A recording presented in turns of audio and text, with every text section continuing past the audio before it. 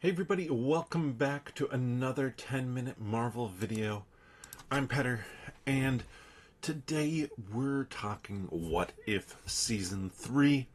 That the show just wrapped up.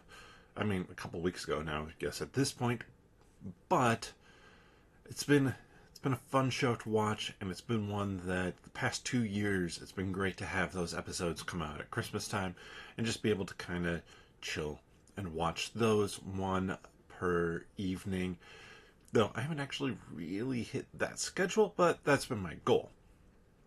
It just obviously holidays, can't always watch everything every single night. This is a kind of continuation of the conversation that Greg and I had in the 10-minute Marvel podcast.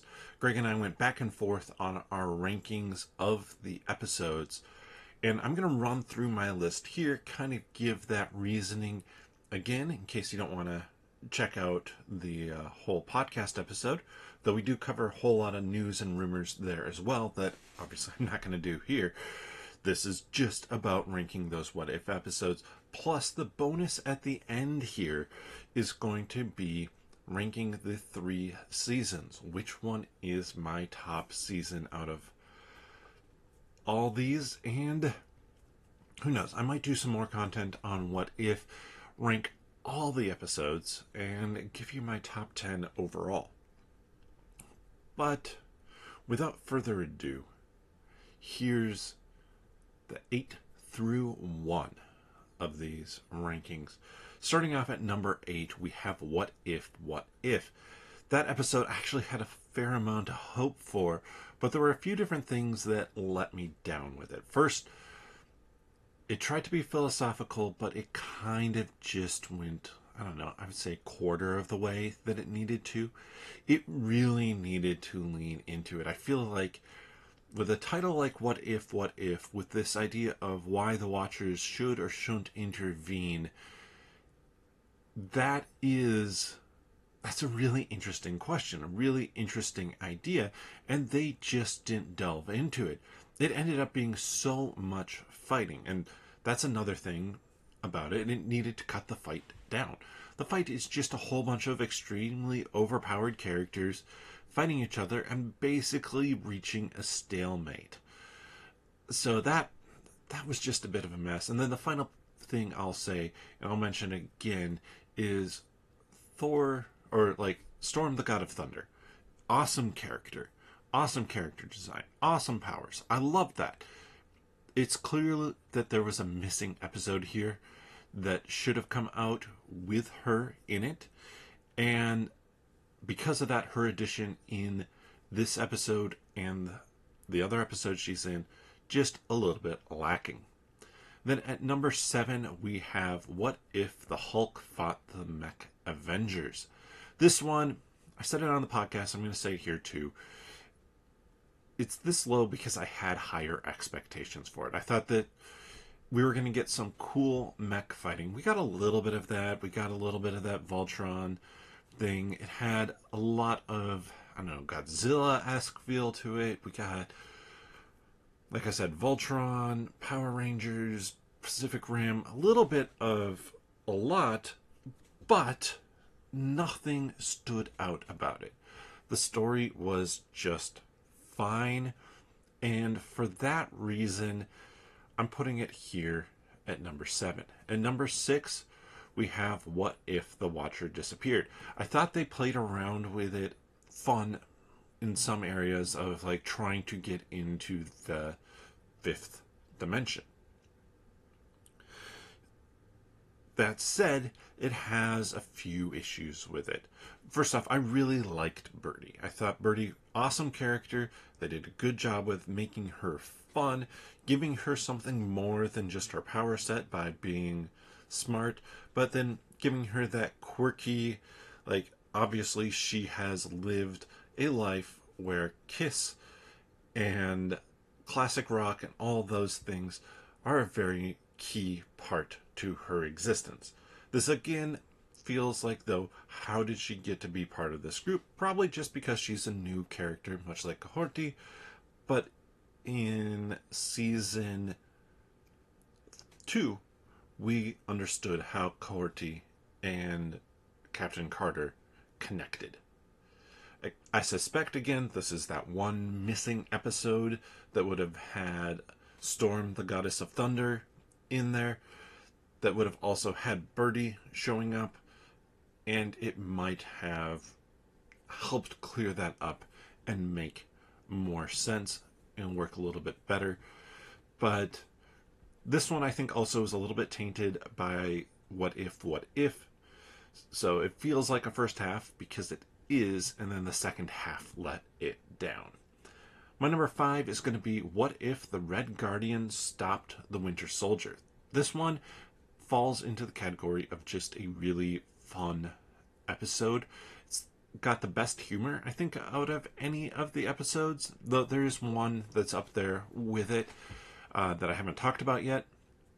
This one just felt a little bit more random, because it was. I mean, I think because, yeah, it truly was.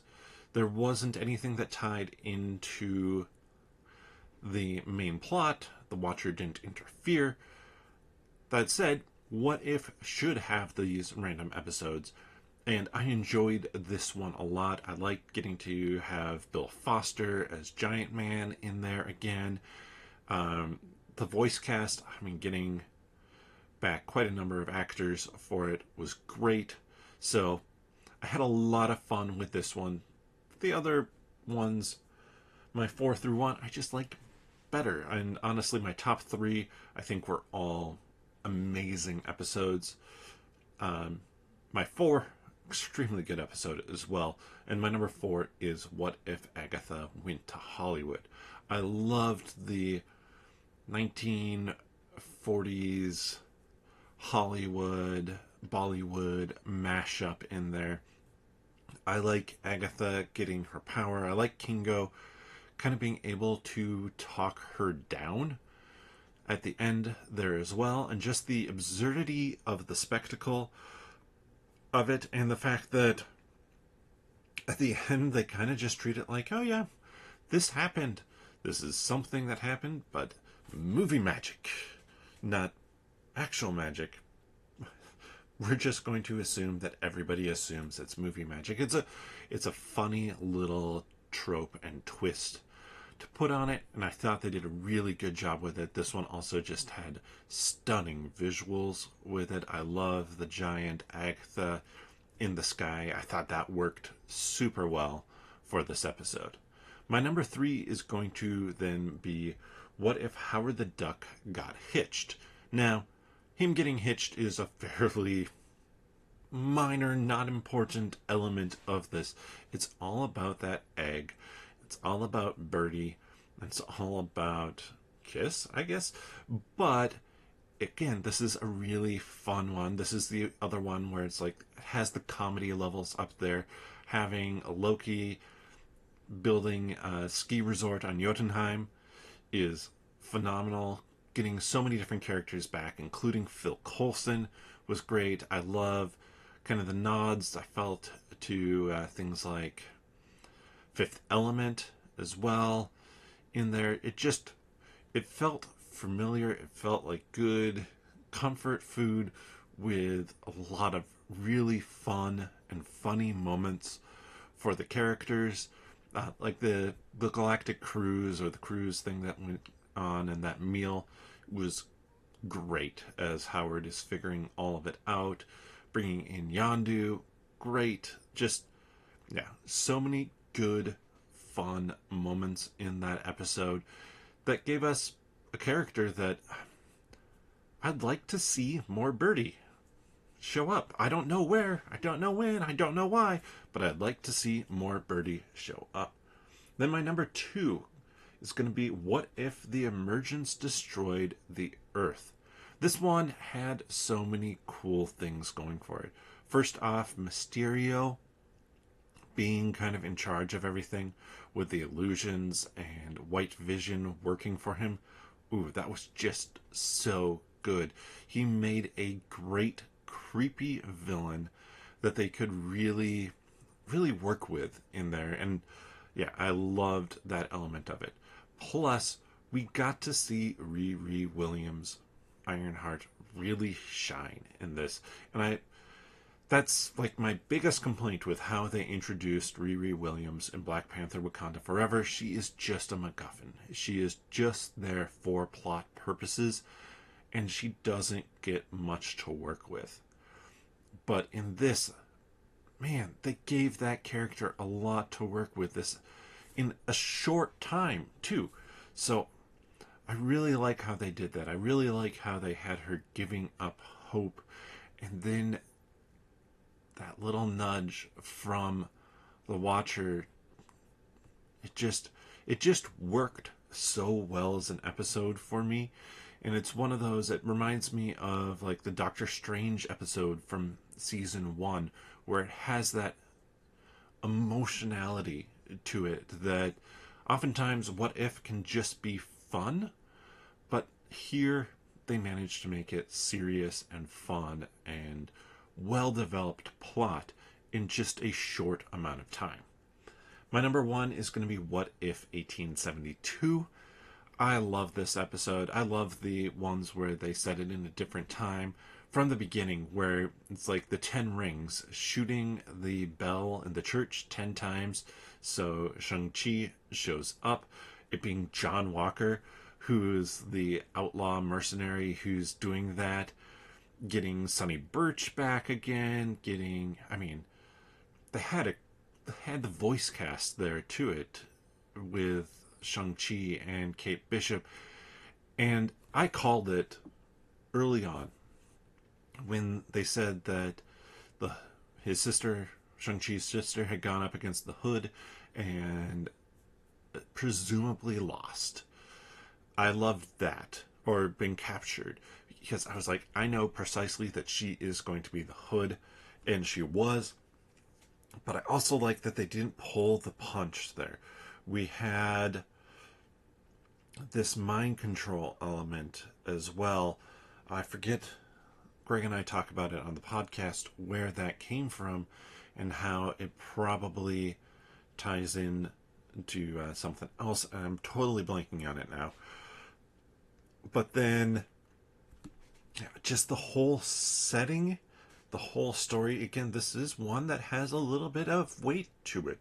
Kate Bishop shooting Shang-Chi's sister at the end is good storytelling. Because was she ever going to come around and be good? No. So Shang-Chi was going to have to make a decision, and Kate making that decision, not knowing who she was, I thought it was really well done.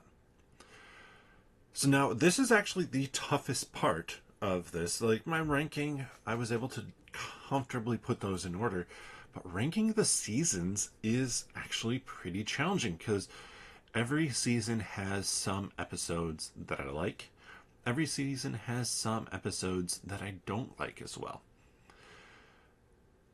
And now I think we're going to go 3-1 here. I think there is some recency bias towards my opinion of the end of season 3 as compared to the end of season 2, which is going to put season 3 at the bottom. I just felt like season 3 didn't stick the landing, and as I said, it's clearly missing that episode with Storm, the Goddess of Thunder, and connecting Birdie in there, and getting the group of 4 together that it needed, and it needed to land, because it is What If. It's asking the question, what if? It needed to end on more of a philosophical idea than it did a crazy action idea. My number 2 is going to be season 1. Season 1, I think, just had fewer episodes that really stood out as amazing. There's obviously the Doctor Strange one that is phenomenal, but overall, I feel like it was just that tiny bit of a step down from season 2, which I'm going to say is my favorite. The Corti episode in that one, the 1602 episode, and that one actually, I think it helps too, because it had the more of the through line. Well, I think that season 1 had the better finale to it. Season 2 tied everything together a little bit better. But let me know your thoughts on that. What is your favorite episode? Go answer the question down in the community tab here on the channel. And if you enjoy this content, also leave a comment here as to what your favorite episode was, favorite season was, and give the video a thumbs up if you're enjoying this content. We appreciate everybody who is watching and who is checking out the podcast. If you want to listen to the podcast, hear Greg and my full conversation, see where we differ in our rankings on the episodes, you can check out the podcast here on YouTube. Click onto the channel, subscribe if you haven't already. We appreciate everybody who has. And then click on the podcast tab or search for 10 Minute Marvel wherever you get your friendly neighborhood podcasts from. But with that, we'll see you next time.